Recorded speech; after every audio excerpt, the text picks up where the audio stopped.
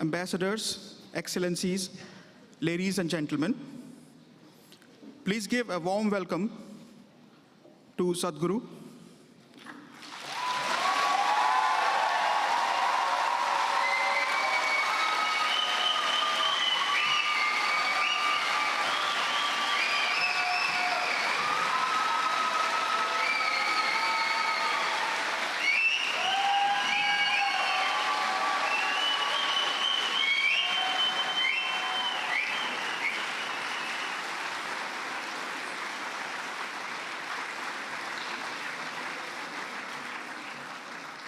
Assistant Director General for Social and Human Sciences, Ms. Gabriela Ramos.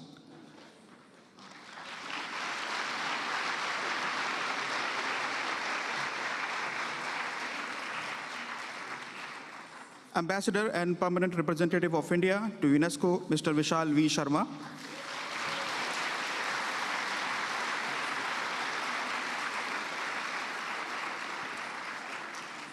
And UNESCO Artist for Peace, Ms. Gila Clara Jesus.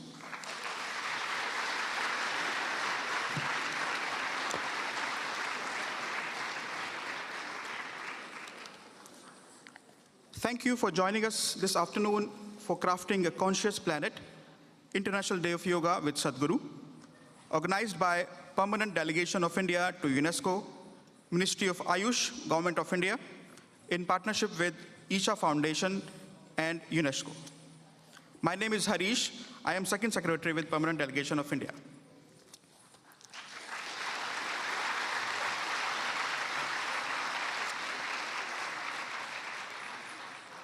We will begin this special event with a performance by Project Samskriti.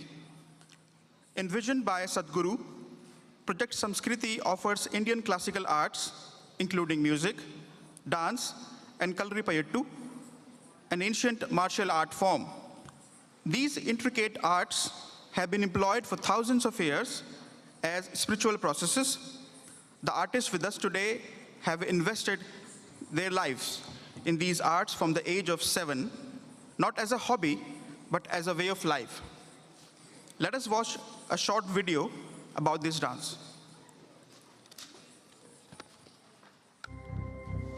Project Samskriti is an endeavor to nurture and impart India's classical arts. Designed by Sadhguru, it offers programs to learn powerful chants, music, Bharatnatyam and Kalaripayattu, an ancient martial art form conducted by the rigorously trained students and alumni of Isha Samskriti. The art forms are imparted in their most profound form as possibilities for inner growth and transformation. Project Samskriti is not today's idea, it's been in incubation for nearly 25 years.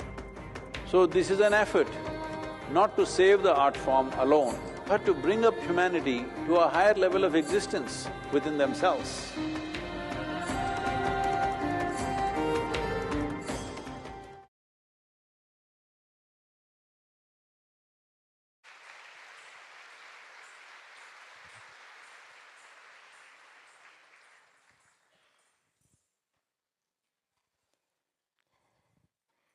Namaskaram. From absolute emptiness, matter exploded with a roar.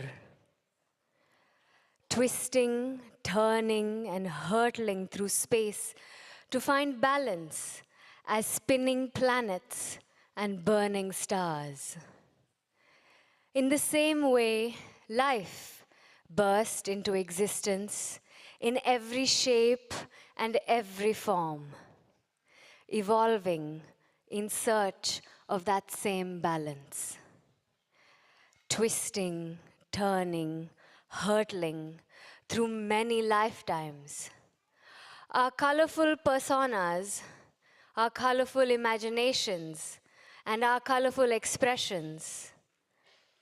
If only we found resonance with that roar of creation, we would realize that we are all the same black emptiness. As part of this production, we have a song in Hindi towards the end, and I'd like to quickly translate it for those of you who may not speak the language. We say that the lightning bolt of color splashes the lightning bolt of Indra splashes color on this earth. Red, the color of sunrise and sunset. Red, the color of my blush. Blue, the color of the ocean and the sky. Blue, the color of my separation from you. Golden, the sun, and golden every sun ray. Golden every single moment with you. Green is nature, and green, the lush life. Green, the expression of all my joy. Darkness laughs at this play of color and says, "You fool, do you not realize that every shade is a shade of black?" Project Samskriti presents Shunya.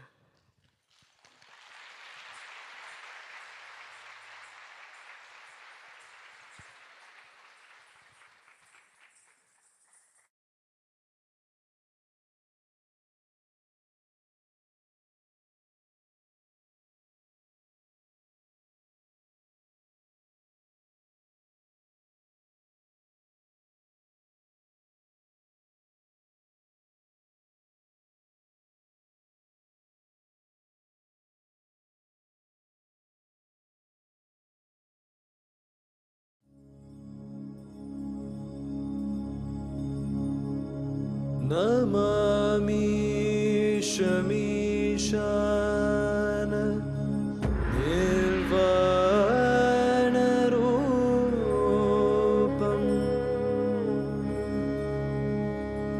Vibham Vyapakam Brahma Veda Swarupam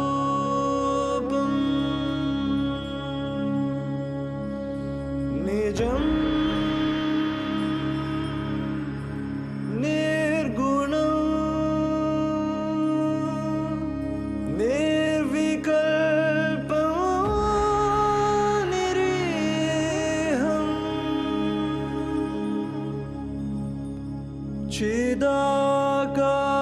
Chidakasha Makasha Vasam Bhajeham Chidakasha Makasha Vasam Bhajeham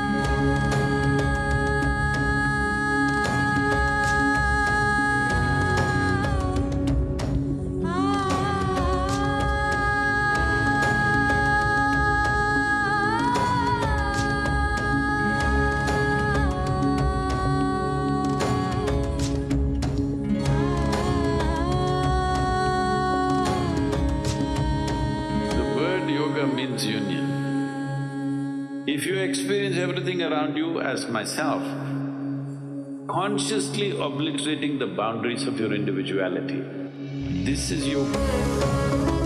It is the science of aligning your geometry with the cosmic geometry.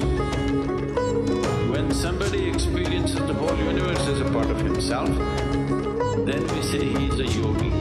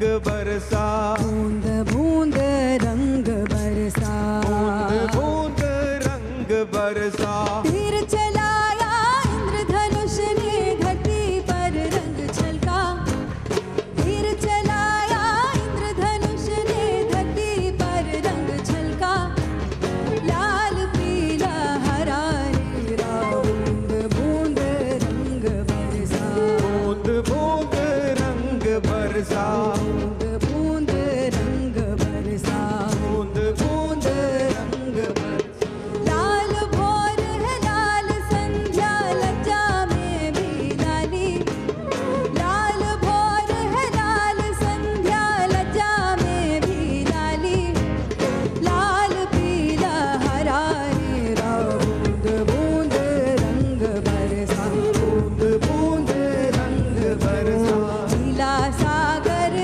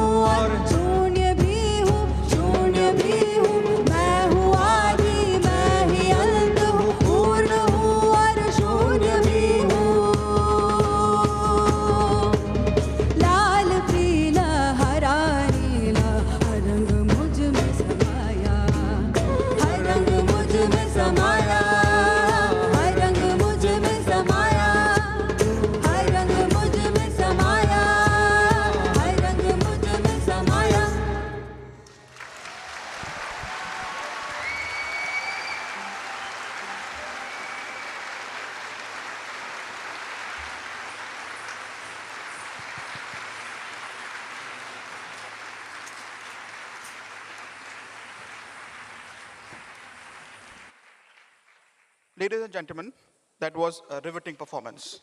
Let us thank our dancers again.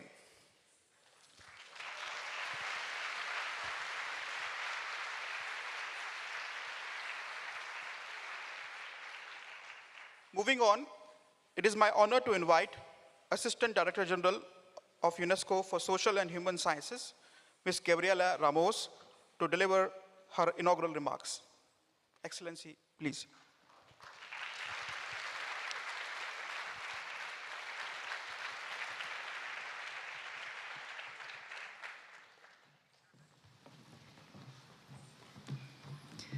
Thank you, thank you, thank you. And welcome to UNESCO. Welcome to International Yoga Day. Welcome, Ambassador Vishal. Thank you so much for bringing all this beauty to your house. Sadhguru Ji, so nice to have you here. And of course, our dear Artist for Peace, Julia Clara Jesus. Last year, I was in India celebrating the International Yoga Day. And I could not believe my eyes because I was invited to go to practice yoga, and we all practice yoga. You're here because you do that. And then I got into this stadium with thousands and thousands of people. And I never thought that that could be surpassed by any other event. And here we are. I think it's 3 times more impressive to have you all these packed and to have the Sadhguru with us to celebrate International Yoga Day. And we welcome this because this brings us a much needed inspiration in the breathless rhythm of our working days. And this inspiration comes from these 4 words, yoga.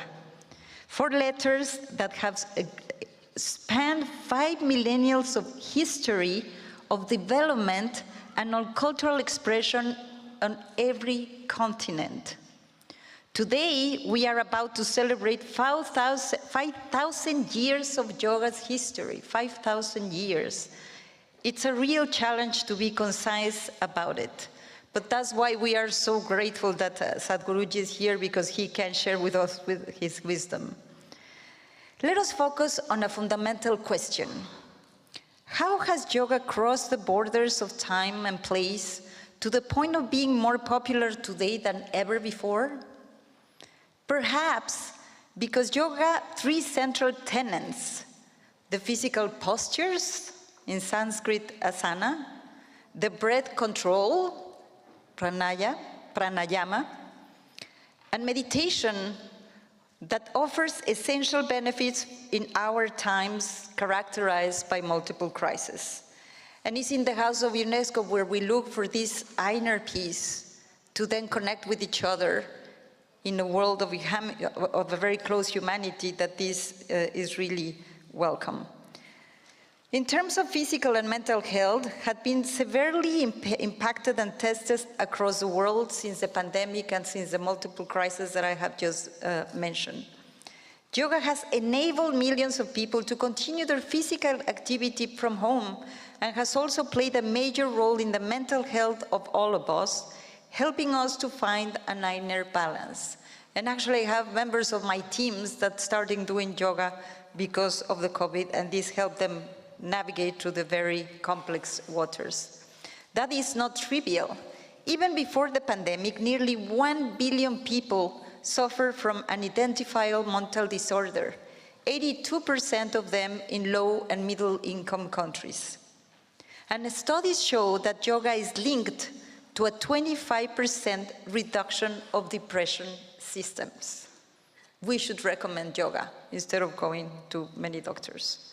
And this is why UNESCO, in line with its mandate, is seeking to spread the practice of yoga and all of sports, everyone, through the Fit for Life initiative and the mandate that we have on sports. And it's not the first time this month that we put yoga in the spotlight on an international day.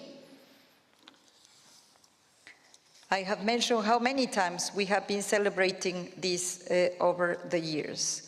For UNESCO, yoga also embodies a true ethos, a philosophy of life with the yama, universal morality, the principles of living in society, and the niyamas, the 5 personal guidelines of hygiene, contentment, discipline, introspection, and spirituality. The word yoga itself resonates deeply with UNESCO's values. In Sanskrit, it evokes the idea of interconnection and union. Union of body and mind, of self and other, union between individuals, nations, and cultures. It's for all these reasons that United Nations decided in 2014 to celebrate yoga every 21st of June. And it's also why UNESCO member states decided to inscribe yoga in the representative list of the intangible cultural heritage in 2016, a list that brings together the skills, practices, traditions, and arts that unite humanity.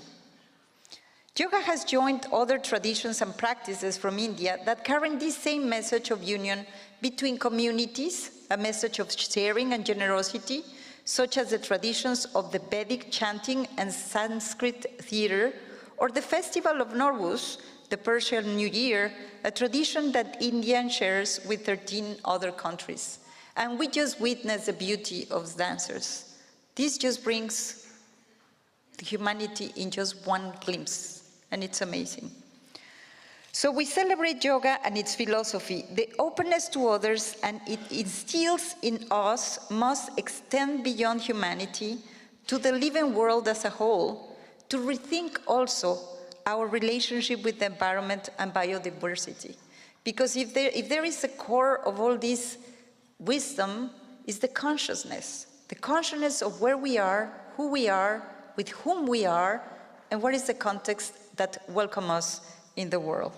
And this is UNESCO's major mission too. It is also part of our ethical and political imperative that what will be introduced by our guest that we are honored to welcome today, as I said, Sadhguru, who is joining us. Yes, let's welcome him.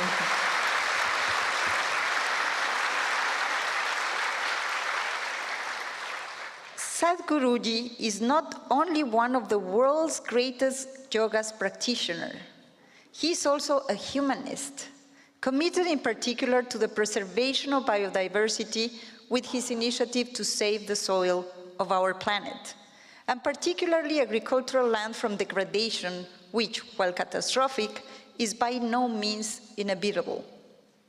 Dear Sadhguru, at UNESCO we also approach the use of land with unethical frameworks. In a few moments, we will witness his unmatched dexterity that should not only impress us, but also challenge us, because he is also challenging in terms of how do we live in this life, how do we live in this world, how do we live with ourselves. And the messages resonate not only in this hall, but in many places all around the world. Let us reflect on how too far behind humanity has fallen in preserving the living world. And it is our duty to take immediate action to protect biodiversity. And this is what this day should be about, a day of meditation, a day of reflection, a day of action, a day to prepare the actions to come, and a day we will build a better future. Thank you very much, and let's continue with this impressive day, and thanks to India.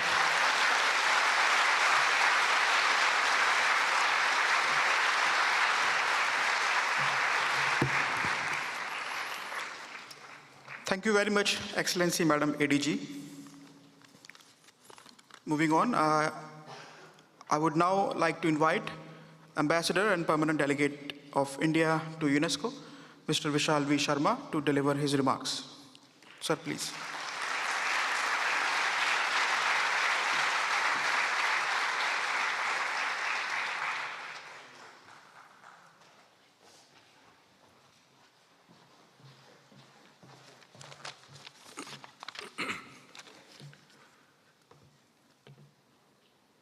Very respected Sadhguru, Namaskaram. Madame ADG Gabriela Ramos, Madame ADG Stefania Giannini, and also ADG Pax, who joined us for the yoga session earlier. Excellencies, colleagues, Ms. Gila Kesu, UNESCO Goodwill Ambassador, followers and fans of Sadhguru from all over the world, Namaskaram to you all. Honorable Prime Minister Narendra Modi formed a special ministry to promote well-being. This ministry was called Ayush, A-Y-U-S-H, that you find there. Ayush stands for, A stands for Ayurveda, Y for Yoga, U for Unani, S for Siddh, and H for Homeopathy, and more. I thank the Ministry of Ayush and its Secretary, Mr. Rajesh Kotecha, for their vision and support for this event. I thank the team at Isha Foundation. I thank the wonderful team at UNESCO for their excellent coordination. I thank Sadhguru's able associate, Mr. Shastri, for his follow-ups. I would also like to thank my wife, Pooja, who's present among us, for having suggested to invite Sadhguru to UNESCO. It seemed impossible at that time. But when I contacted Madame DG, Audrey Azoulay, and her team, she immediately gave her approval, and we got on the job with the culture sector and ADG Culture, Mr. Othone. Lastly, but most importantly, I thank my team at the Permanent Delegation of India to UNESCO for having coordinated this event in the middle of people getting transferred and offices being moved. To those who say that a posting in Paris is leisure, let me say, please get posted to UNESCO, and then you will realize the quantity of work. We have a DG and ADGs who have succeeded in getting the letter from the US to rejoin UNESCO by their non-stop working and determination. The DG and the ADGs do not rest, their teams do not rest, and the permanent delegations do not rest. With one event after another, the constant flow of information, the non-stop emails, UNESCO is all about action. And that is why it is important that we practice yoga. To recharge our batteries, reduce stress, feel each breath and experience the moment. Prime Minister Modi quoted a verse from the ancient Sanskrit text, the Bhagavad Gita, Yogaha karmasu kaushalam, translated as, yoga is skill in action. Whatever you do, do it with all your heart and soul. This is the essence of Nishkam Karma, or selfless action in yoga. Recognizing the significance of this ancient practice of yoga, the United Nations, at its 69th plenary meeting on 11th of December 2014, through Resolution 69 by 131, declared 21st June as the International Day of Yoga. Let me remind you, it is the day of the summer solstice in the Northern Hemisphere, which is the longest day here, and correspondingly, it is the winter solstice in the Southern Hemisphere, where it is the shortest day there. This harmonic alliance between the summer and winter solstices, which give rise to the seasons, is akin to the alliance with the incoming and outgoing breath that keeps us alive. Among the great influencers of contemporary yoga, Sadhguru stands tall. He has dedicated his life to spreading the essence of yoga and inner well-being to millions. I remember an anecdote I shared with Madame ADG Ramos about the mystery of Quetzalcoatl and Tezcatlipoca. The great Aztec king Quetzalcoatl was taught by Tezcatlipoca to go inwards to find the truth, which was inner engineering. Sadhguru's efforts at promoting yoga as a tool for self-transformation have touched lives around the globe. Through his teachings, programs, and initiatives, Sadhguru has ignited a spark in the hearts of many. And this spark that Sadhguru has ignited is becoming a forest fire. It is encouraging them to become explorers of their inner self and seek a harmonious existence with the world. Sadhguru is also the initiator of Save the Soil movement, a global movement to increase the organic content of the earth so that she can keep producing nutrients for billions of her children. He is also an avid motorbike rider who has traveled 30,000 kilometers on his motorbike, which is more than 2.5 times the diameter of planet Earth. Today, when I see any yoga session, I see that the women outnumber the men. Globally, women have embraced this ancient science of yoga and its philosophy. Curiously, the one who safeguards wisdom has been depicted as feminine in ancient cultures. Whether it was Athena, the protector of the Acropolis in Athens for the ancient Greeks, or Ishtar for the ancient Arabs, or Isis for the ancient Egyptians, or Saraswati and Lakshmi for the Indians, energy or Shakti has strangely been depicted as the feminine divine. So it is to the women of the world that we look up to. The practice of yoga unites humanity and promotes harmony and peace.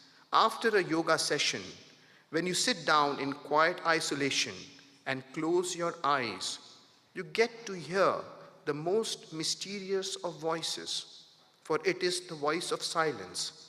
Welcome to the amazing inner world, and from the lap of India, we bring you Sadhguru, the master of inner engineering and the benefits of yoga for everyone. Thank you and namaste.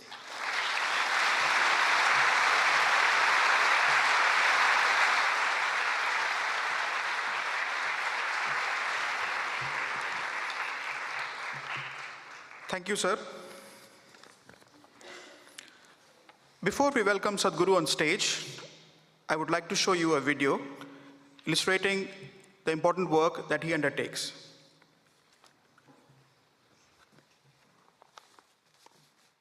In the next half hour, you're going to meet a man who has a devoted following across India and indeed around the world. While yoga and meditation are at the core of his teachings to promote individual growth, the work of the foundation covers conservation, education and health.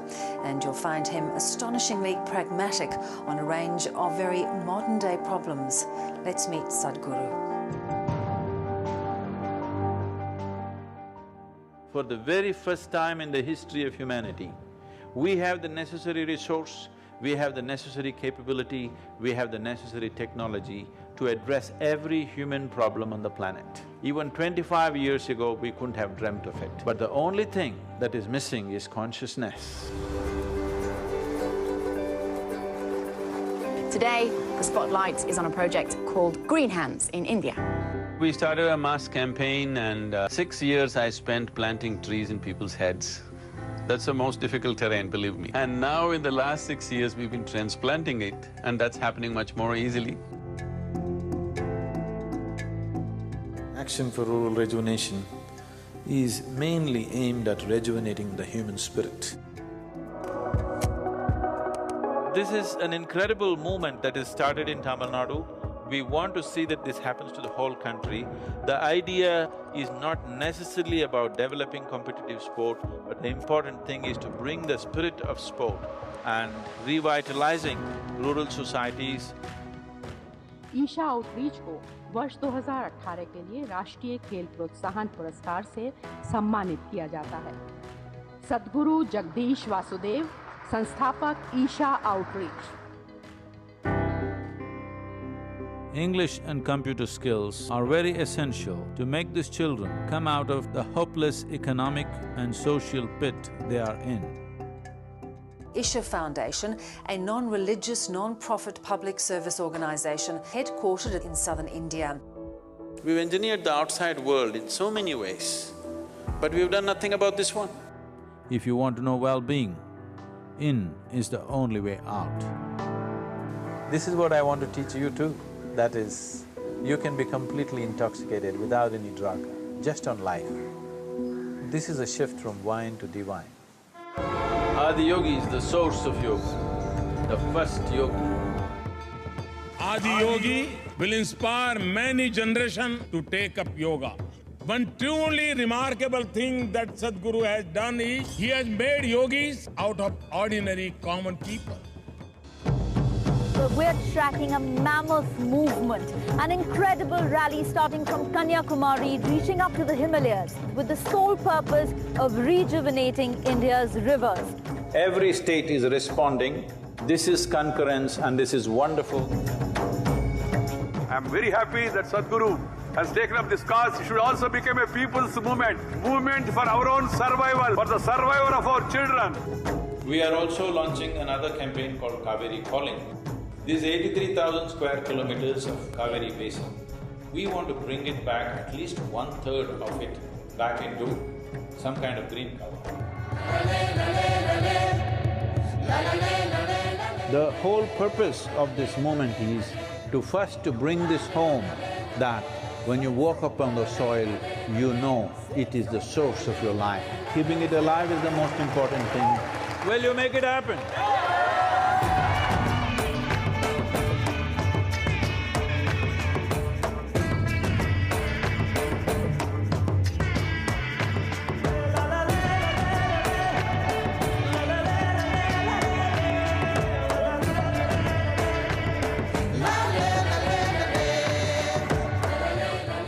Sadhguru, one of the world's voices and leaders on soil conservation and land.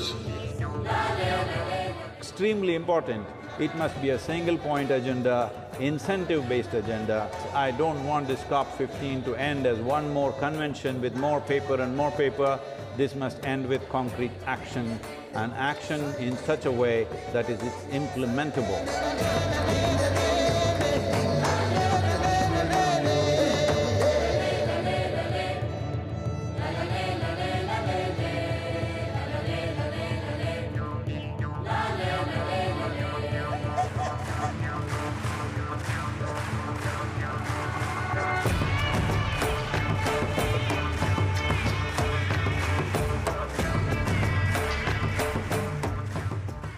If you have to describe yourself in one word, Would you consider wildlife as 2 words or 1 word? yes.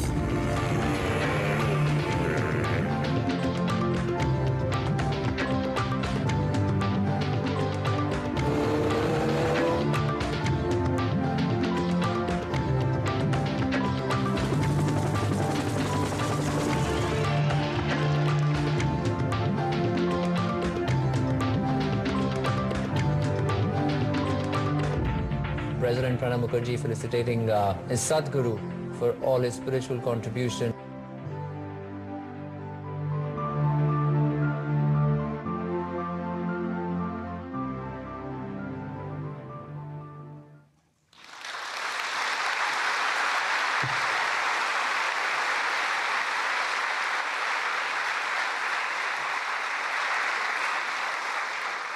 That was truly inspiring. I would now like to invite Sadhguru and the UNESCO Artist for Peace, Ms. Gila Clara Jesus, to take the stage.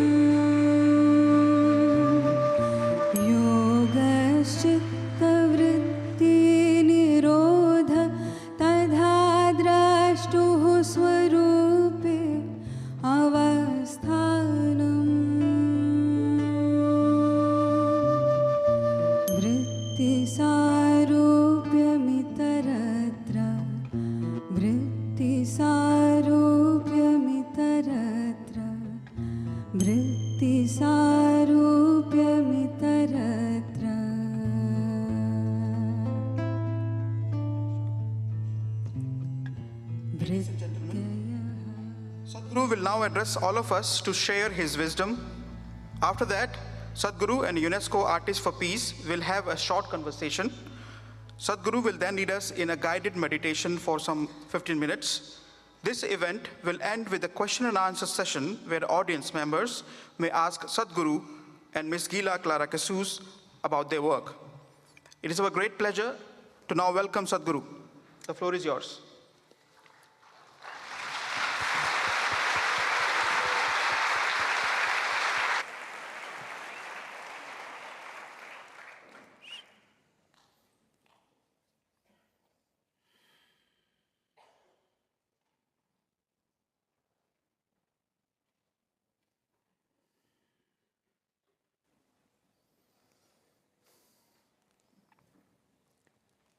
Jananam sukadham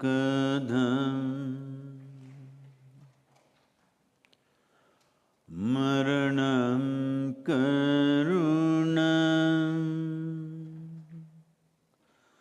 milanam maduram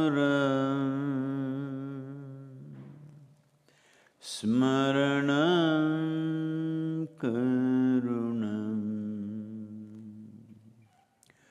kalavashadiha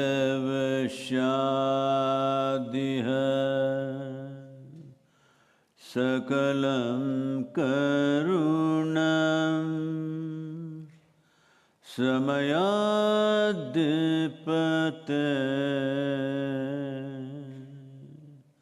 akilam karunam. Namaskaram. This 9th International Day of Yoga,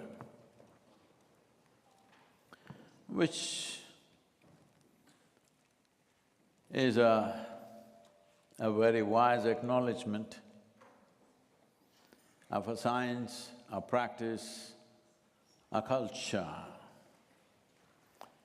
which is over 15 millennia old, probably the only human activity beyond things that we do for survival to last for 15,000 years. So what is yoga? My congratulations and gratitude for all the people who work in UNESCO, ma'am, and yourself, Vishal, and every one of you. What is yoga? Essentially, yoga is a profound insight into human mechanism. This many-layered complexity that we call as a human being, this evolutionary sophistication which has been achieved over millions of years, and all the possibilities of what it can be. To know, to understand the innards of how we are made, how to explore within ourselves, without belief, without philosophies, without ideologies, without authority speaking to us, how to realize the nature of our origins and the ultimate possibility of who we are. This is yoga. So this science, as things roll, time rolls, obviously picks up various cultural aspects related to the land of its origin. It's a great pride for all of us that yoga originated in India. Yoga originated in a land that was referred to as Bharat, but everybody must understand, I know some people will disagree with very strong national feelings, but yoga belongs to humanity. Because anything that we discover cannot belong to any group of people. What we invent can belong to people. What we make up can belong to a certain group of people. What we discover as a reality cannot belong to me or you. It is the right of every human being to find a way for their own fulfillment. Generally, through the ages, we've been trying to address human well-being, human struggles, and human longing to expand and become better, which is always at work. Through belief systems, through ideologies, through philosophies, by doing freaky things and crazy things, and chemicals like alcohol, drugs, some prescribed, some in the back street. But essentially, all these are efforts to find solutions for human fulfillment. That a human being not only wants to be healthy and well, a human being constantly longing to expand. When I say longing to expand, it doesn't matter who you are right now. You want to be something more, there's no question about that. If that something more happens today, in 3 days you will want to be something more. You will see, even if you become the king or queen of this planet, there's no such possibility, but I'm just saying, even if you become the queen or king of this planet, you will look at the moon, you will look at the planetary system, you look at the galaxies. If I make you the king of one galaxy, you will look at other galaxies, because there is something within you which is longing to become limitless. Something within you which always wants to expand beyond its boundaries. But our survival instincts are always trying to draw boundaries, because survival depends on boundaries. This instinct comes to us through our evolutionary development. And we are trying to draw boundaries on one level. When we successfully draw a boundary, we feel suffocated, and then we want to expand the boundary. This is the human struggle.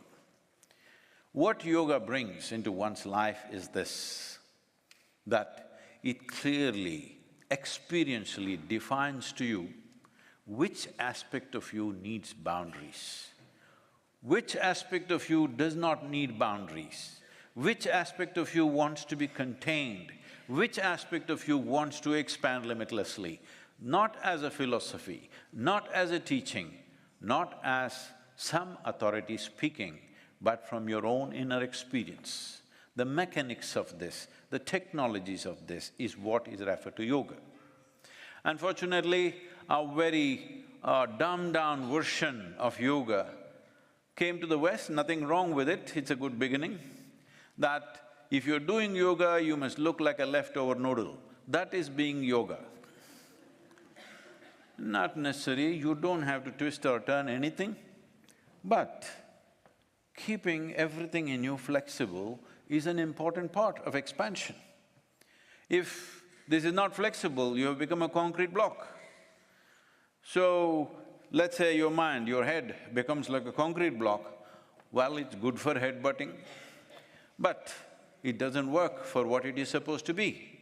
This is like, you have your laptop, you have your phone in your hand, you can use this to crack somebody's head. Actually, phone works. Hello, yes? You can use this to smash it on somebody's head and crack their head.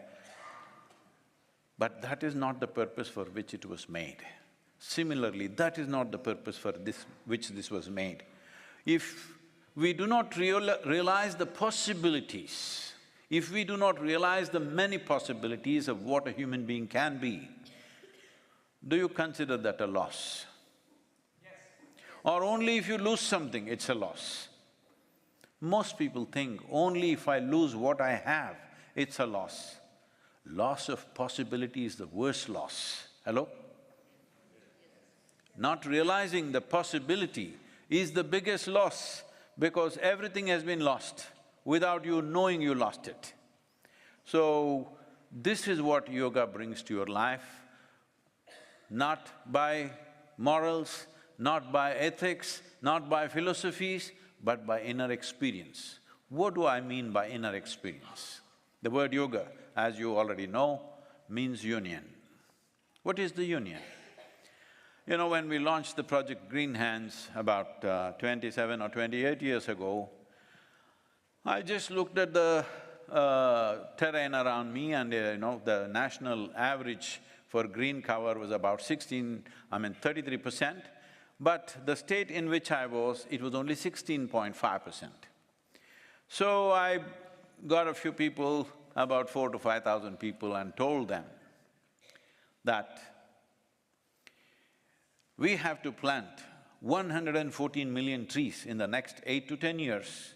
Then in 15 to 20 years, we will have 33% green cover. My simple barefoot calculation of the land that we have and the number of trees we need to plant.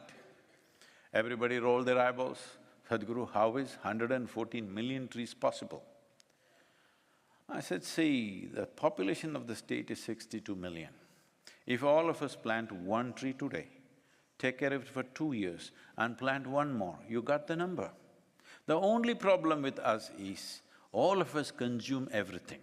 When it comes to compensatory activity, we always think somebody else should do it. Of course, UN can do it. Hello? You, whether it's UN or UZ, it doesn't matter. Something you do it, not me. So, to inspire these people, I saw they don't connect with this. They don't think, what's our business with trees? What is our business with trees? I'm a computer engineer, I'm a software engineer, I'm this, I'm that, I'm a doctor, why should I plant trees? I'm a farmer, why should I plant trees like this? Then I made them sit down and started a spiritual process. We must understand spirituality does not mean looking up or looking down. Because when we say spirit, we are talking about the life within you. Hello? There is a body. Body we gathered slowly over a period of time. To gather all this, there was something more fundamental. I won't call it by any other name, I'll just call it as you. You existed before the body became this size and shape, yes or no? Hello? Before you acquired a body of this… No, I'm not complaining about the size, I'm just saying you can talk to me, hello? When I say size, don't think I'm accusing you of something. Before your body became this size and shape, you still existed, isn't it so? When you were 8, 10 years of age, you still existed. So, you are there in this body, whatever that you is. Let's not try to define that because then you'll get into unnecessary debates. But you do exist. That essential you, beyond what you have gathered in the form of body, and what you have gathered in the form of impressions, which you call as your mind, you did exist before you know what you know today. Before you got your master's degree or PhD, you did exist. Before your body grew to this size, you did exist. So, that you we are referring to, generally, traditionally, spirit. I normally refuse to use that word because that word has been so badly corrupted and misused in so many ways. Essentially, this is what it means. Yoga means gives you a clear distinction between what you have acquired and what is you. What is your body, what is the framework of your mind and who you are. Once, if you stand here or if you sit there, if you have a clear distinction between your body, your mind and yourself, all your troubles are over. Because there are only two kinds of sufferings in human life, physical suffering, mental suffering. Do you know any other kind of suffering? Hello? Do you know any other kind of suffering? In UNESCO, I'm asking.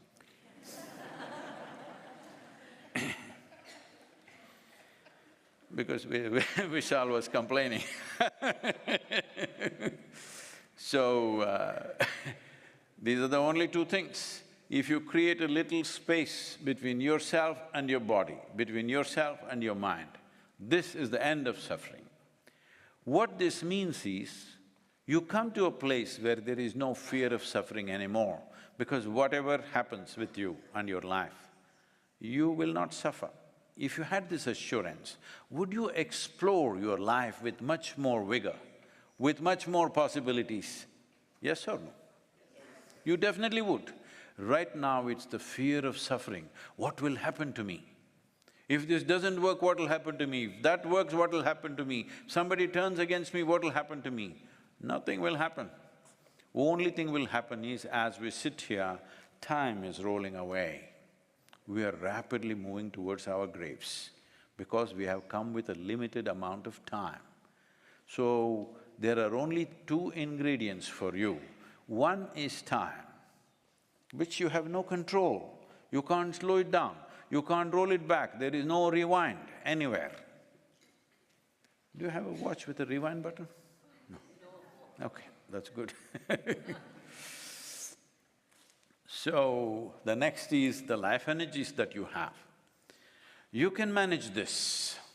You cannot manage time because it rolls away for all of us, it's very fair. For every one of us, it rolls at the same speed. But depending upon how intense and dynamic and exuberant you keep your energies, time plays out differently for different people. If your energies are at a certain level of exuberance, what somebody does in 10 hours, if you can do it in 1 hour, then if you live for 100 years and that person lives for 100 years, you lived for 1,000 years. In terms of a human experience, it multiplies. But at the same time, let me tell you the downside of it. Have you noticed on a certain day when you're very happy? Has it happened to you? Hello? On a certain day, you are very, very happy about whatever. On that day, 24 hours, poof, went away like that, like a moment. Another day, you're little depressed. On that day, 24 hours feels like 10,000 years. Yes or no? So time is a very relative experience. So only miserable people can have a long life. If you're joyful, 100 years, boof, it'll be gone. So this is the process of yoga where you keep your energies at a certain level of exuberance.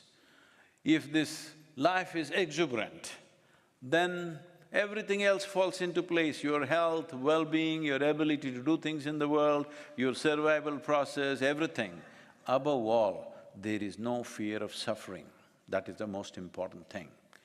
So, there are many ways to define and describe yoga, but essentially it's about union. When I say union, as I was telling you about this project Green Hands, when I said this many trees, they said, this is impossible. Then I made them sit down and breathe. No, they were all breathing even before, but it's not so important, so they didn't notice it. Hello? Is breath very important? But you're not noticing it, you're not doing it consciously. So when I made them breathe in a certain way and made them experience, see what you're exhaling, the trees are inhaling. What the trees are exhaling, you're inhaling. They start like this. Now you can't stop them from planting trees. Now I raise the I raise the target to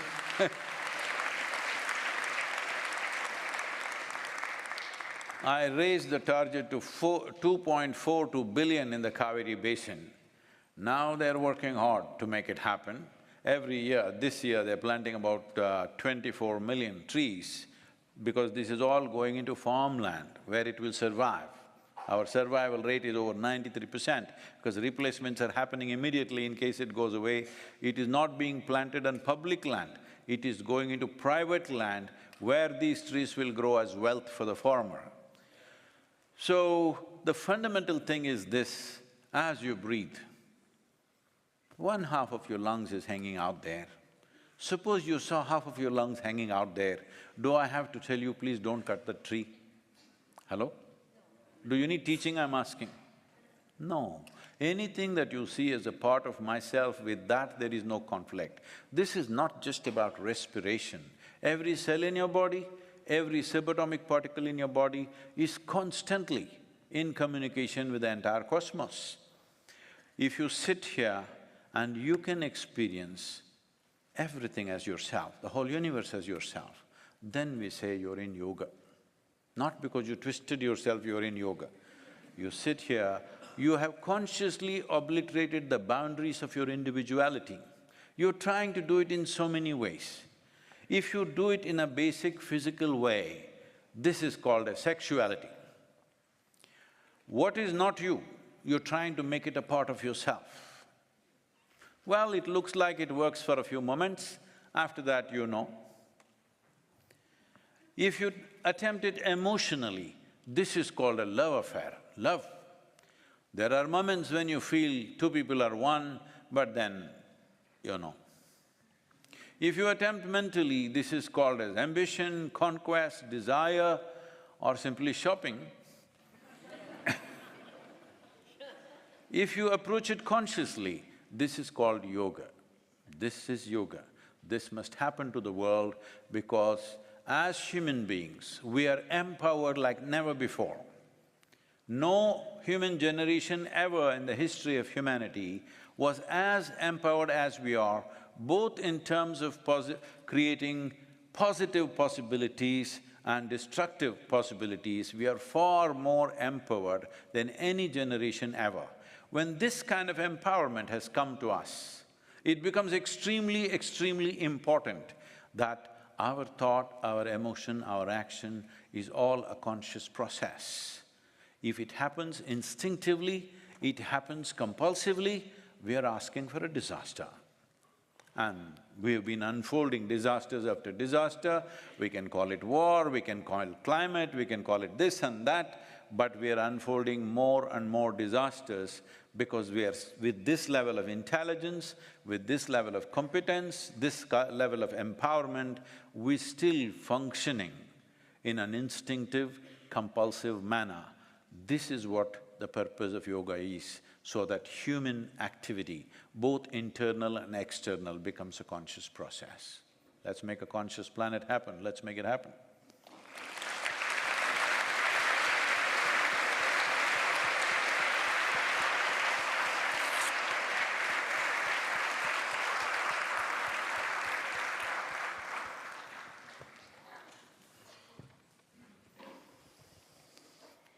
Thank you so much. Don't ask any difficult questions.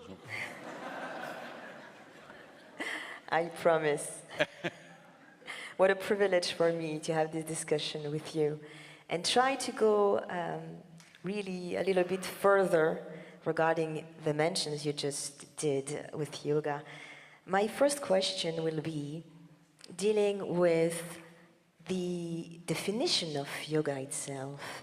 You said that yoga is all about ourself in terms of self-knowledge, in terms of identity. But what would you say to a child who would like to know what is yoga in order to prepare this child to also have the willingness to physically and consciously being a little bit bothered? And I'm saying that for children, but we know that we all have this relationship to yoga, the way to accept that yoga is also a question of physical, of body. So how would you define yoga in a very simple manner to a child? I think my own story of how I got into yoga would settle that. You okay for a story? Of course. So I'm just about 11 years of age and every summer we go for a vacation in my, traditional home of my grandfather, which is a large home, and we are about 36 cousin brothers and sisters. We all gather from various towns only during that time for about 30 to 40 days. So it's one rollicking situation, everybody's out of control. So for the young boys, one of the sport is, there's a well in the backyard, which is just about 8 feet in width and 150 feet in depth. Summers, mostly it is about 60, 70 feet down the water. One of the sport is to jump into the well. You must jump straight down, otherwise your brains will become a smear on the wall. And for coming up, there is no any footholds or ladder or anything, just holding the rocks you have to come out. So literally your entire weight is on a few centimeters of your tips of your fingers, and you'll be bleeding when you come up. The nails will be bleeding because of the pressure. So, we like to do it. I'm pretty good at it. One day we are all preparing to do this. A man, an old man, I refuse to call him old anymore, considering my own age. At that time, a very old man, over 73 years of age, was standing and just watching us quietly. Then without a word, he just came, jumped into the well. I thought he's finished. But he came up faster than me. I didn't like it. I asked how. He said, come and do yoga. Like a puppy, I followed him. I did not know anything else about it. So he taught me some very simple physical aspects of yoga, nothing much, very simple, but a powerful transmission. This is what is missing in the world today. It's being taught like it is some exercise. Yoga cannot be taught, yoga needs to be transmitted. Somebody should live it. So it was transmitted to me in a certain way, just a simple practice evolved into something fantastic in the next 12 to 13, 15 years' time.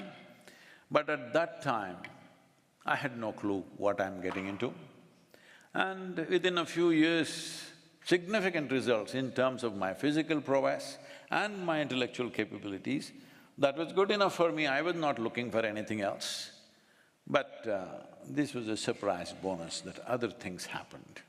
So for a child, we just say, this is a powerful way of empowering yourself to whatever you wish to do in your life, whatever. Because yoga does not define what you should do. Do whatever the hell you want to do it well. Beautiful. So this notion of empowerment is very important in yoga. My second question will be linked to what you said about unity, that is really a core of yoga. You mentioned that our way to be better connected is trying to unite spiritual and material, trying also to unite our own self to the other. Can you tell us concretely, and we can feel it here, you know, in this room, we can feel an amazing unity thanks to your magical presence. How can yoga could help us to be more connected? See, when you say connected, that means essentially we are separate, we can hold hands. When you say unity, also means the same thing. We are different people, we can be united. No, that's not what I'm talking about. I'm talking about union. Union is different from unity. What union means is, as I said, when you breathe, it's not about you caring for the tree, it's a part of you. Today, modern science has brought this in different languages, so let me speak that language. Today they're telling you over 60% of your body are microbial life. So you have more microbes than your parentage within you. So it's not that you have to connect with them, you're happening because of everything else. Because of every other life happening the way it is happening, you're also happening. So you are not an independent entity in any sense. This very body that you carry is part of the soil that you walk upon, but we are far away from it. So you don't have to unite with the soil, you don't have to connect with the soil, anyway you're connected. But you can realize it either now or when they bury us. This choice we have, when this realization comes to us.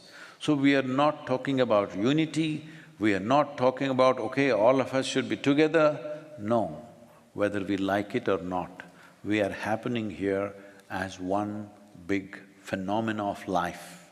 If we realize that, if we experience that, not intellectual realization, if you experience this, if you experience everybody in this hall as a part of yourself, like you're experiencing the 5 fingers of your hand as yourself, if you experience all these people as yourself, after that, you don't need any teaching of thou shalt not do this or that. Hello? You would not need any teaching. These teachings are efforts to connect people, to unite people, but there is still no inner experience. With all the teachings, see what we are doing. Hello?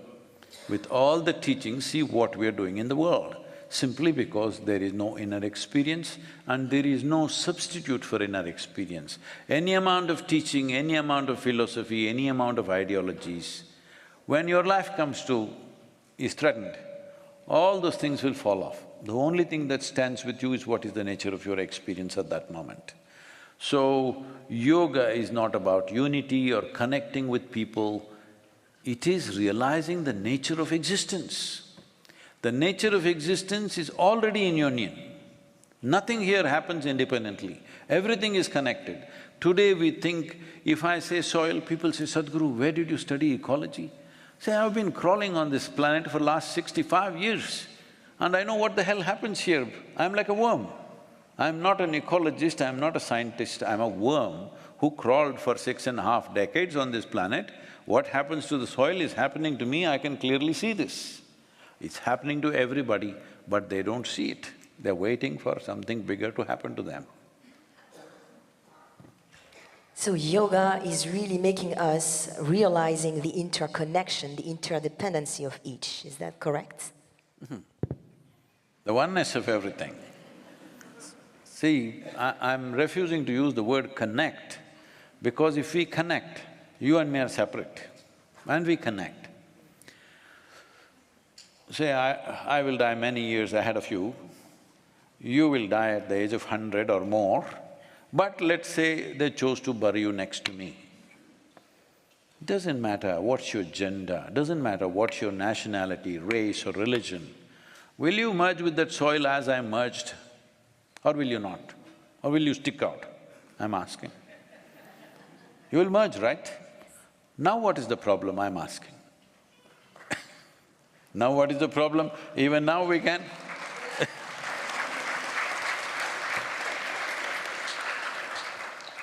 Is death the only way we learn? That's all I'm asking. We should learn in life, not in death. I would like to go a little bit further regarding this title, Conscious Planets. You're saying that yoga is also allowing us to be more conscious, especially when it comes to resolve some challenges. So, in which way yoga can help us being more conscious? See, the word conscious or consciousness is a very hugely misused word. Everybody is using it in their own ways. For this, there is a very appropriate word in Sanskrit language. In English language, it's a kind of a general word. We call this chitta. What chitta means is, it is an intelligence within you which doesn't have an iota of memory. Right now your body, every cell in the body has intelligence, but this is all by memory. When I say by memory, do you remember how your great-great-great-grandmother 10 generations ago, what she looked like? You? No. But her nose is sitting on your face because your body remembers. Million years ago, how your forefathers were, the skin tone, it still remembers. Yes or no? It does remember. So this body is a body of memory. There is an intelligence within you which doesn't have any memory, it's pure intelligence. This is the core of your existence. This is what is making everything happen. Right now, everybody breathing?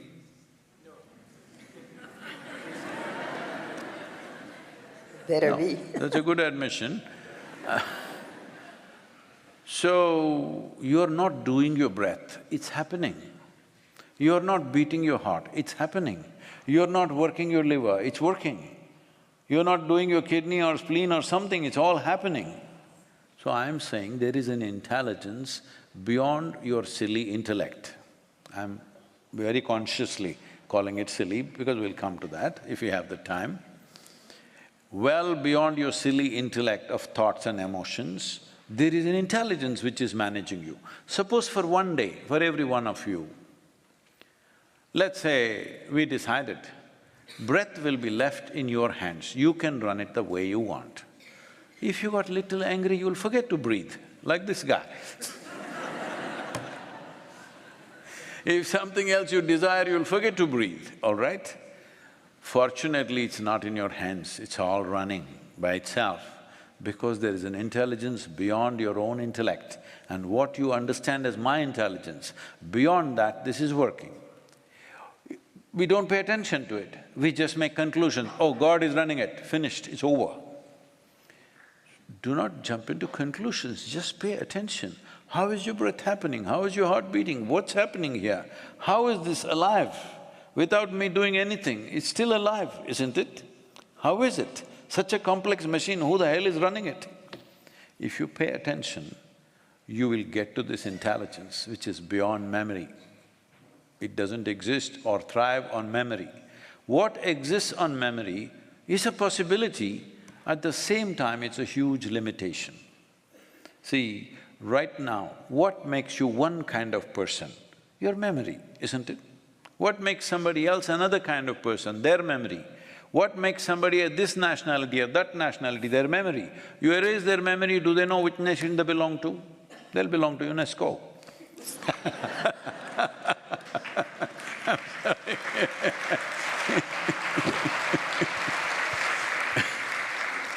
So, what happens by memory is significant for our survival, because memory is an accumulation of experience. But there is an intelligence beyond memory which we refer to as chitta, which is consciousness. To awaken this intelligence, to find access to this intelligence is the fundamental purpose of yoga. Thank you very much. I'd like to come back also to the importance of the international recognition of yoga. As you know, the practice of yoga has been inscribed in the list of intangible cultural heritage since 2016 under UNESCO 203 Convention for the safeguarding of the intangible cultural heritage. I'd like to change that a little bit, I'm just saying on the in lighter vein, it's a very tangible heritage. That's very a tangible heritage. That's true. So the name of the convention maybe should be renamed. So it's going to be a very important year because we are coming to the 20th year of this convention. And I would like to know, dear Sadhguru, if you had any message you would like to give to those who are fighting to advocate the importance of yoga as living heritage of humanity. One important thing is, most important thing in the world is, yoga should not… People must understand it's not just some simplistic exercise that you can do. If all you're looking for a little bit of physical fitness, just go swim somewhere, you have a river, you swim upstream, you will become fit. Or you go play tennis, you do something, I'm saying. It's not just about fitness. Yes, fitness is one of the consequences. The importance of yoga is to explore the limits of your individual nature, where the boundaries are, how you can obliterate it. You don't have to hold that intent. The process will just do that. As I said, when I started, all I wanted was, I wanted to become as strong as that old man. That is the only goal. I had no other goal. I didn't want to meditate, I didn't want to go anywhere, I didn't want anything bigger than that. That was the goal. It doesn't matter. This is the beauty of living in this world. If you do the right things, even for the wrong reasons, it'll work.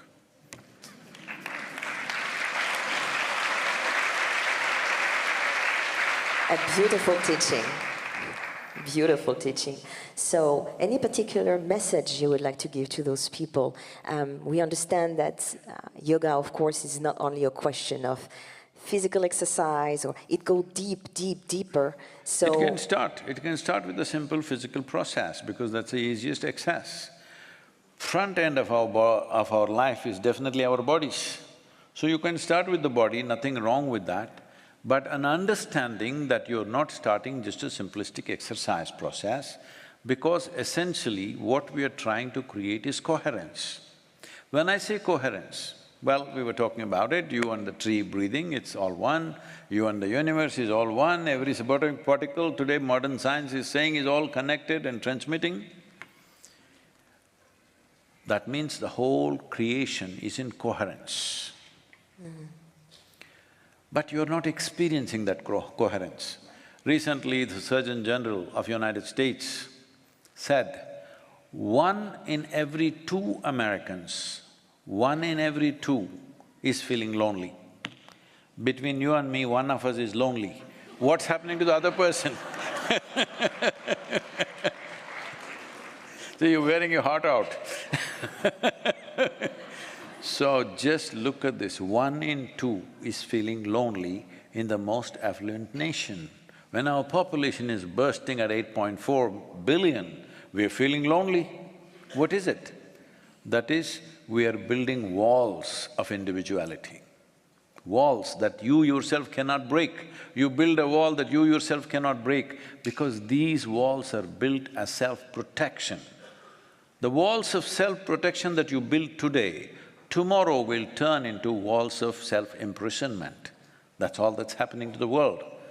Everywhere it's happening. United States happens little more dramatically because they're little ahead of everybody else in a few things. So, just imagine in a country, every second American, if they're feeling lonely, loneliness is the first step towards mental illness. You've taken one step, next will come. So, yoga means you're not lonely anymore because only you exist in the universe. Everything is you. Wherever you see, it's just you.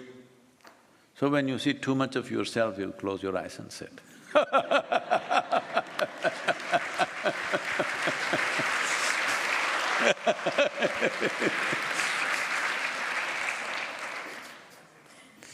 I will finish with one question regarding nature and the importance that it has. So how do we feel we can connect with nature through living heritage such as yoga or meditation? And since we saw that the 21st of June is also a very symbolic date linked to nature, could you tell us why we will be also connected with nature when we will do this meditation? One part of the question is, why is it 21st June? As already Vishal was saying, this is the solstice.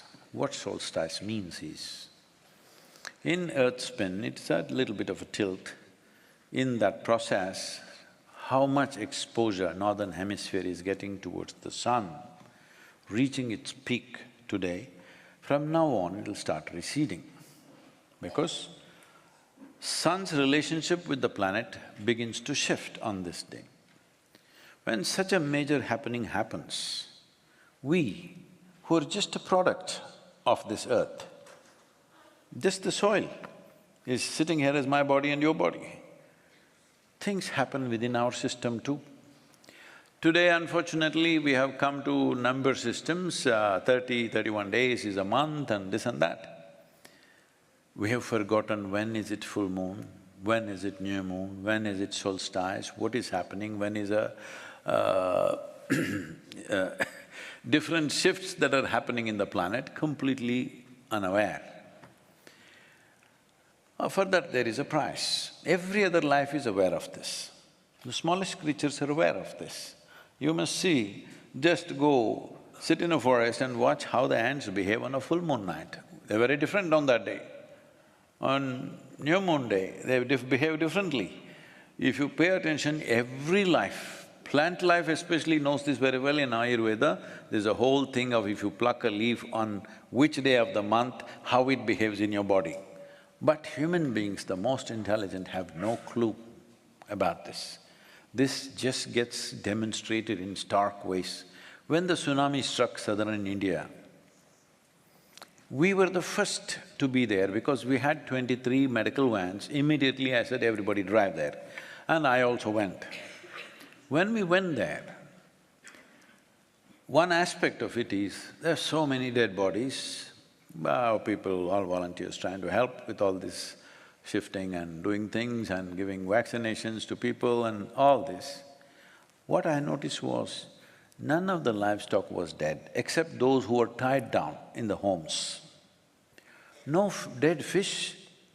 Or 100-foot wave, millions of fish should be dead. No fish dead, no animals dead, not even a donkey dead. But human beings died. Everybody knew the wave is coming. The most intelligent species on the planet had no clue. Something is missing in our lives. What is missing is, we have no attention for anything. Because right from the day you went to school, where did you go to school? Here, in France? Yes. Okay. The day you went to kindergarten school, from that day, they only started rewarding your memory. If you read a textbook, that silly textbook, you read it and puke it on the examination paper, they'll say you're very smart. Nobody gave you any marks for your attention. I simply paid attention to the teacher, I knew their past, present and future, but they didn't give me any marks for that. The moment you value memory and not human attention, you close doors upon yourself. You're in an old soup, cooking yourself up with old soup, endlessly going on, the same old soup. So this is the issue, this is the fundamental issue, that on a summer solstice, there are significant changes happening to the world, to the planet, especially northern hemisphere. In the winter solstice, because we are majority in northern hemisphere, we are calling it that way. Southern hemisphere will call that as summer solstice, of course. Changes are happening there much more. So on this day, shift happens, every yogi looks inward and makes the necessary little tuning, adjustment within himself or herself, because otherwise you will be misaligned with the world around you. There is a certain amount of data, not proper data, but there is a certain amount of data which shows during summer solstice, people become unnecessarily exuberant, during winter solstice, they become unnecessarily depressed.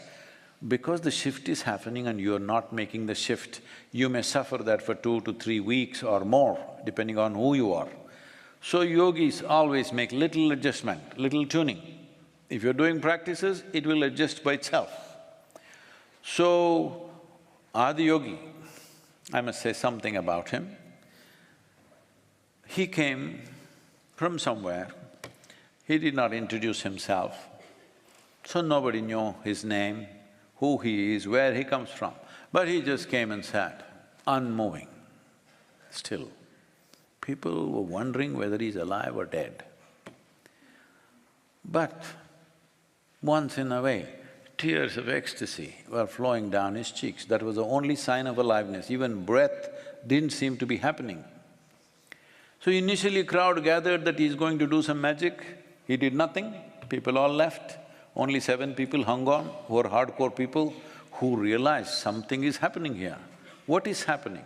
He sat there for months without need for food, water or any toilet requirements or anything. Simply he sat. They realized he seems to have touched a dimension which is beyond his physicality.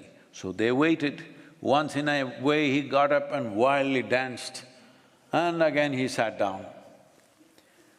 So after long period of time, when this one solstice came, or that solstice happened to be a full moon night, so on the solstice day, he turned south. He was sitting facing some other direction, he turned south and sat down. Because of that, for that position or that posture, Adi Yogi is referred to as Dakshinamurti, that means one who turned south. Because the sun turned south, he turned south. At that time, he opened his eyes and looked around. Then these 7 people begged, and on that day, the first guru was born. He decided to transmit yoga to these first 7 people.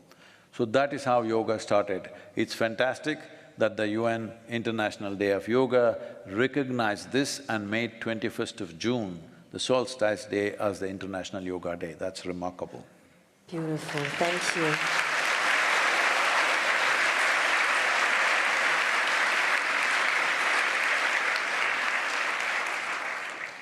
Thank you for this wisdom, Sadhguru.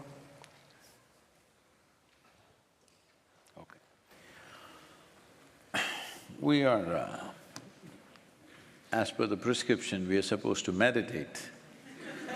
Hello?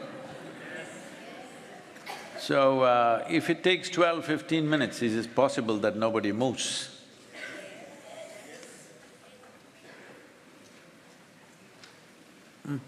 Those… if you want to leave for some reason, you must leave now. Please don't leave in the next few minutes, okay? Can you do that? Ma'am, yourself in the… yes.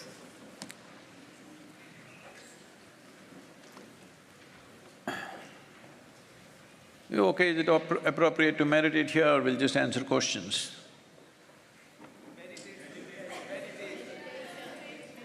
Let's dance.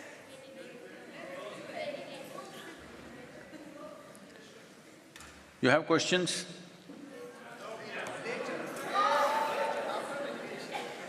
We'll do one thing, as your commitment to International Day of Yoga, there is a simple process called Isha Kriya. It's downloadable, in a guided way you can do it for a few days, after that you can do it by yourself. It's an extremely simple but a powerful process. Millions of people across the world are practicing it right now, just with this app. It's a simple way to start. Instead of using that time here, it's called Isha Kriya, I-S-H-A, Isha Kriya.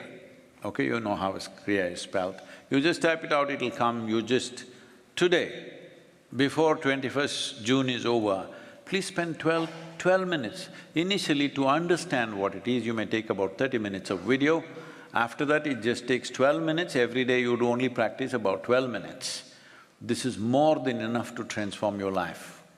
To live peacefully, joyfully, this is good enough. You want to be something more, then more things have to be done, of course. So we will leave it at that, and if you have any questions, please.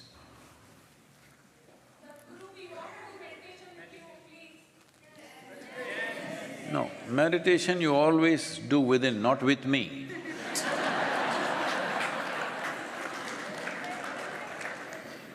We will do a simple 5–6 minute meditation and we'll take questions after that, okay? But you… before before midnight today, you must promise me that you will do Isha Kriya as because International Day of Yoga is not a day of celebrating it. It is a day of commitment. Because you remaining physically, mentally in the best possible way is the best contribution you can make to the world. You're sick, you're unwell, you're imbalanced. Does the world need it? Does your family need it? People around you need it? Hello? The greatest contribution you can make to everybody around you is, you are in a wonderful place within yourself. So as a commitment, before today ends, if you promised you will do Isha Kriya, we will do a simple process right now and move on with the questions, okay? Please sit with your hands open, phones down, eyes closed. This is a new instruction, you know. Phones down, please. I know it's an iPhone, but still it's not a part of your body.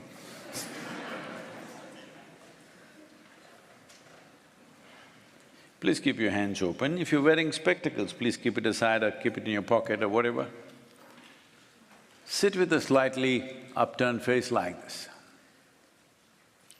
If you do this with your eyes closed, you will notice there is a natural attention towards that point between your eyebrows, a mild attention. Keep it that way, do not concentrate.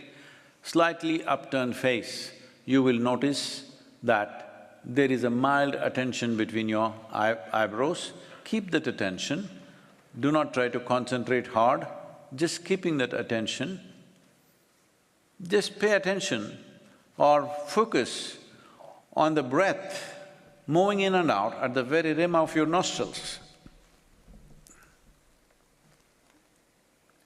Focus on the rim of your nostrils where breath is moving in and out. Do not think this is some air exchange process. This is your life breath. If it was going away, I'm sure you would give it absolute attention. We are grateful. Right now it's happening. Please focus at the very rim of your nostrils where the breath is passing in and out. This is what is the basis of your existence right now. Pay enough attention, but let the natural attention be between your eyebrows. Hold it that way. If you're not able to do this, just make your breath 5 to 10% deeper than normal, then you will be able to notice it. Make it slightly deeper, gently, very gently, slowly, don't do hard breathing.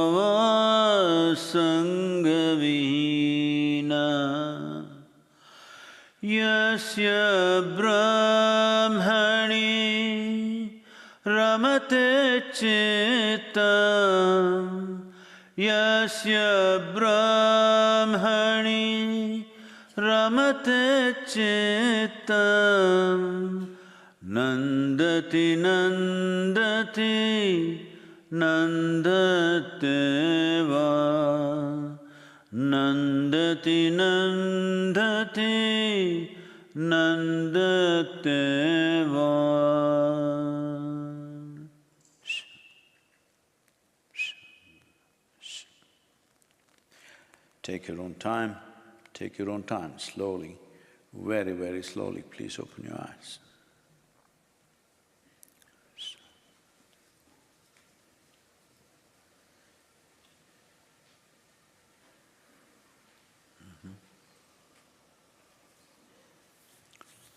I think… please.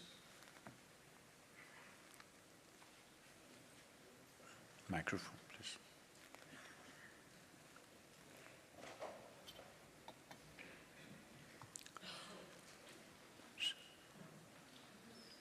Microphone, please. Yeah. Hi, good afternoon, Sadhguru, and good afternoon, everyone. First, thank you so much for being an inspiration to millions of people from all over the world. I'm actually from the Philippines, and I live in Dubai for 16 years. I wrote down 2 questions for you. Oh.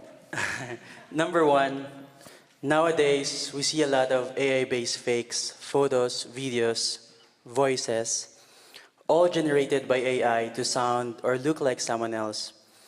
And detecting these fakes is a big challenge. I was just wondering, from a mystic's perspective, if you look at a photo or a video, would you be able to see something beyond just the surface and know if it was fake or real?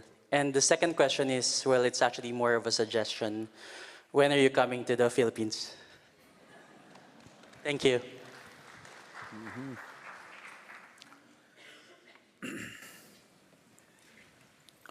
It's a very good time that what some human beings thought is silly things they were doing, but they thought they're doing something fantastic. Today your phone can do it better than them. Hello? Because when you were in school, you know one silly idiot who could remember little more than you, acted like he's number 1. What does he do in front of your phone? He didn't have the GB that it has. Somebody read 10 books and they became professors and you had to listen to their drone. Somebody else read just 1 book and they became agents of God and you had to suffer them. All this is going to go because a machine can say all these things better than any human being. Hello? Because gathering memory, analyzing it and projecting it is a very mechanical process. That's why in the beginning when I referred to the intellect, I said, you're silly intellect. Because here it's worshipped, that it's the highest thing. Intellect is an extremely important process for you to survive in this world. The sharper it is, the better it is. But once you hold a sharp instrument in your hands, you must have a very conscious hand. If you're little la la la la la, intestines will come out. That's what is happening right now.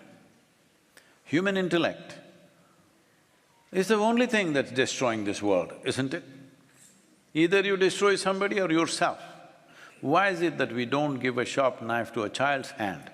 Not because a knife is dangerous, because the child is unconscious and he may either harm himself or somebody else.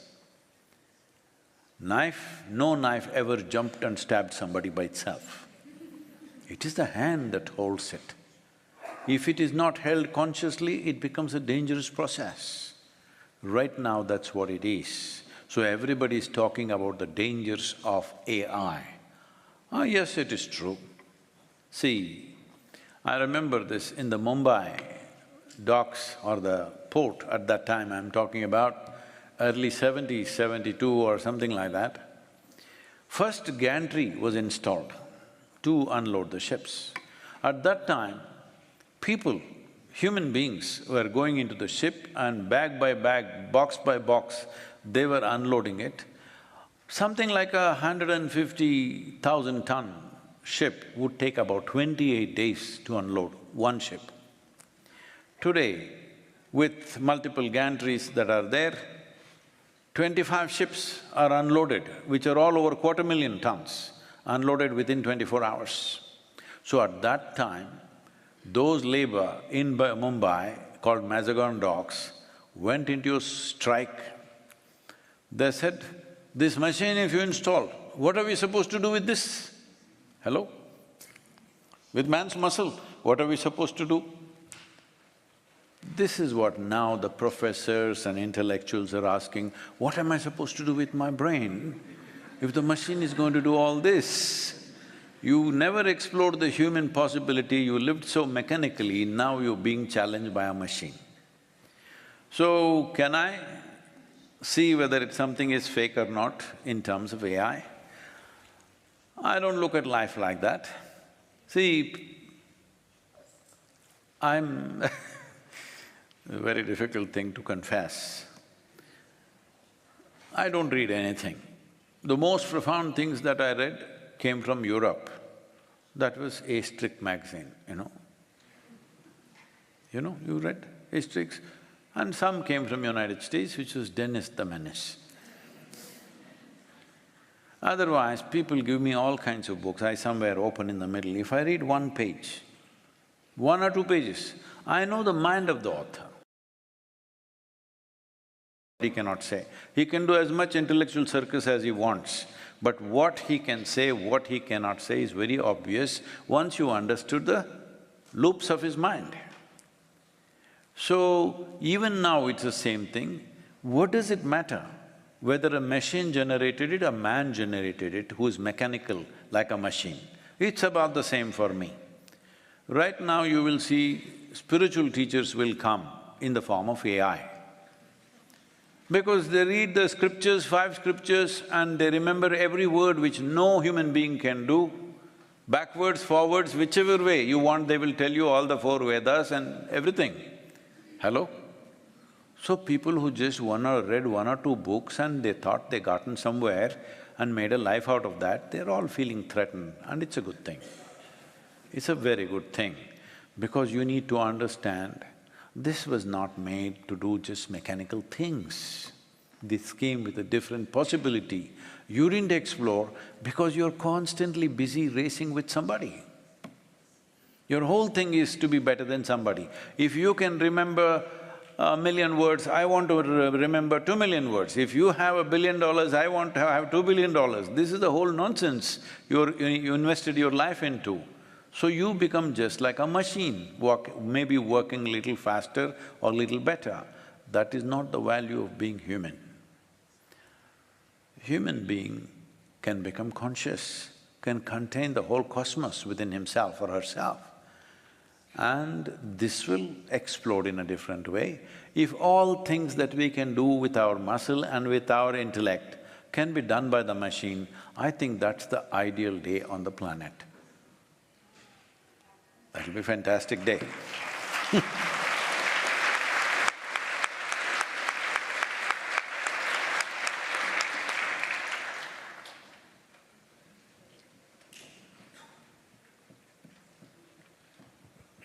About Philippines. So many islands, tell me where should I come?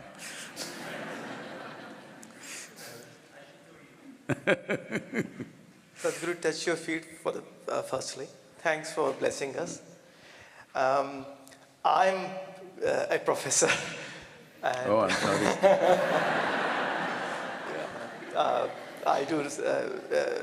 I'm from Swansea University in UK, and we do some research on AI and some of the things you mentioned. Oh, you're all here, is it? I'm so sorry. All of you guys are here from the conference. No, but what I'm really inspired to see so many young people here. And from the university standpoint, we all look… I mean, it's terrific to see so many young minds. So my question to you, Sadhguruji, is we can look to do some amazing projects on the question you talked about, isolation, loneliness, virtual realities, may cause loneliness. So my question to you is, what project these youngsters at university can do scientifically, which obviously publish at the end of their dissertations, that can link up loneliness, artificial intelligence, that we use the technology for the well-being and not end up then saying, oh, we got it wrong 10, 20 years later. Thank you, Sadhguruji. So, Professor, I'm sorry if I said something disparaging, I'm so sorry. I don't mean that. And if young people and yourself, who are a leader of those people, want to do something, let me put this out to you, see what you want to do. Because there are many ways to participate. These things are not going to happen because of any one person or one organization or a group of people. This needs the world's involvement, otherwise it will not happen. This is what we are referring to as conscious planet. So consciousness, as I said, it doesn't matter how much I talk about it, generally it flies over people's heads, they don't get it. Because in their mind they're trying to… The only way they can understand something right now with the present form of education is, they're looking for a definition. What is that? If it can be defined, that's not consciousness. If something is defined, it's physical in nature. The nature of physicality is a clear definition, that is physicality.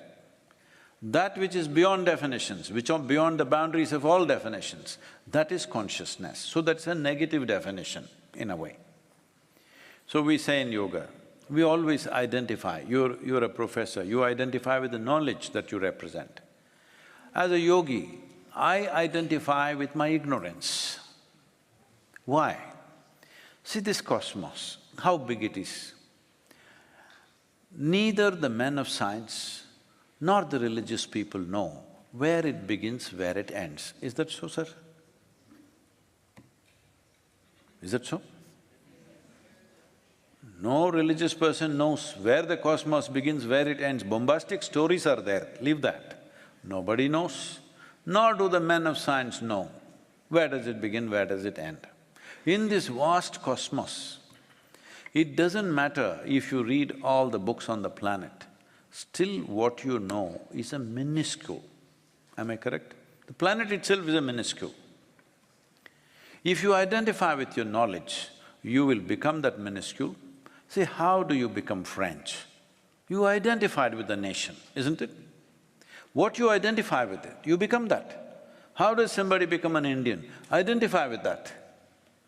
Because the moment you identify with something, you become that and your mind works around that. You're willing to live and die for that. So the moment you identify with the minuscule of knowledge, you will become that minuscule and rule out all possibilities. But our ignorance is boundless. If you identify with your ignorance, you stay boundless.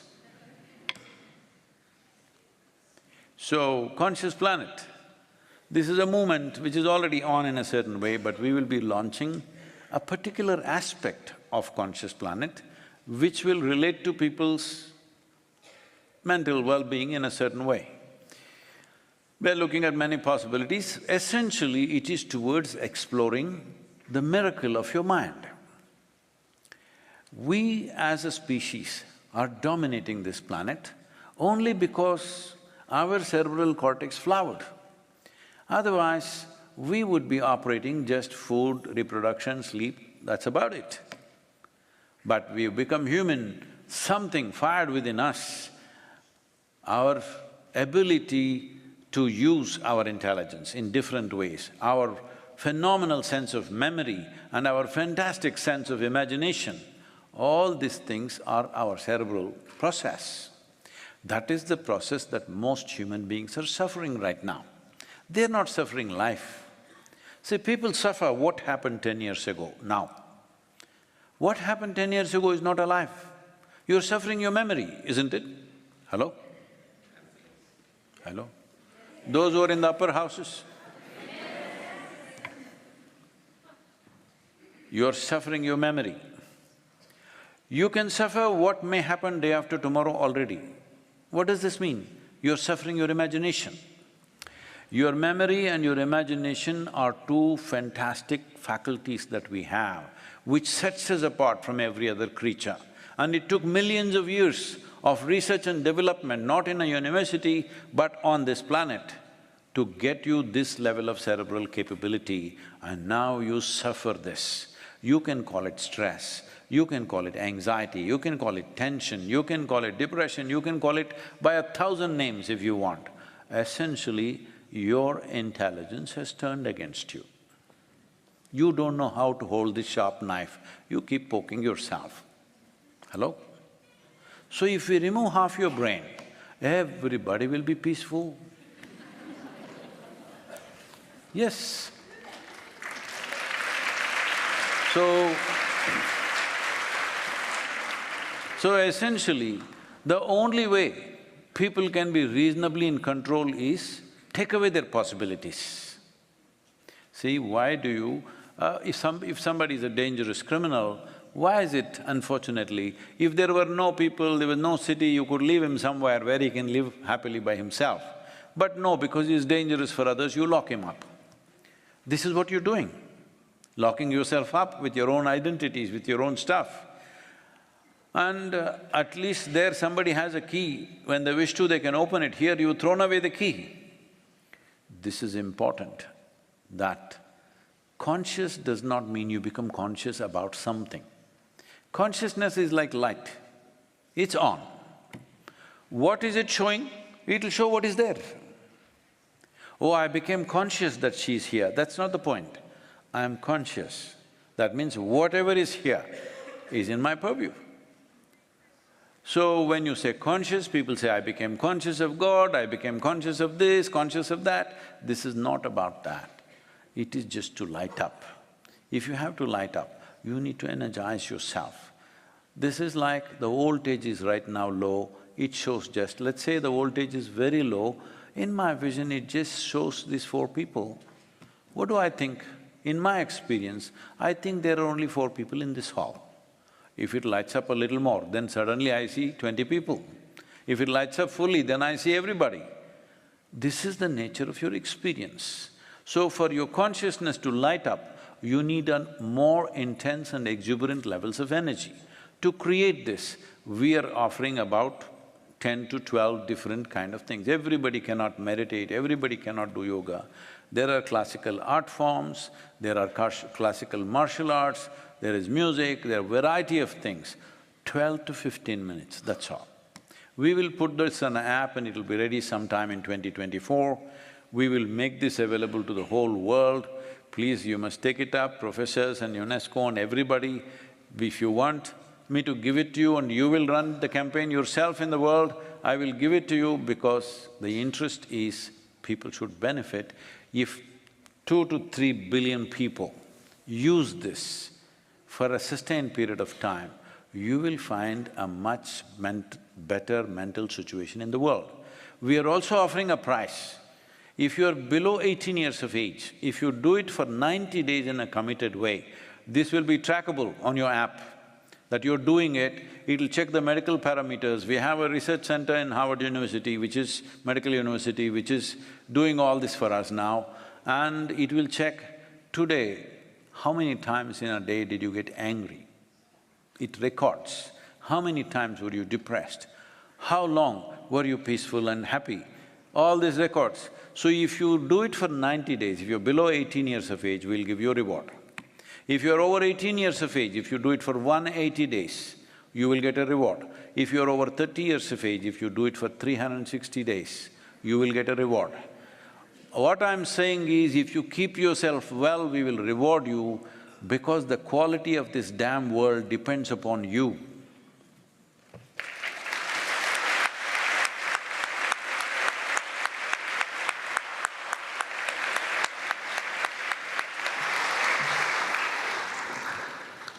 Thank you all for your thoughtful questions. Last but not the least, I invite Sadhguru to give us his closing remarks.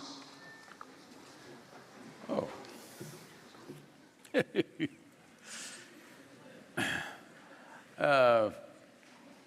The thing is, this is just the beginning, so I won't make any closing remarks. Thank you.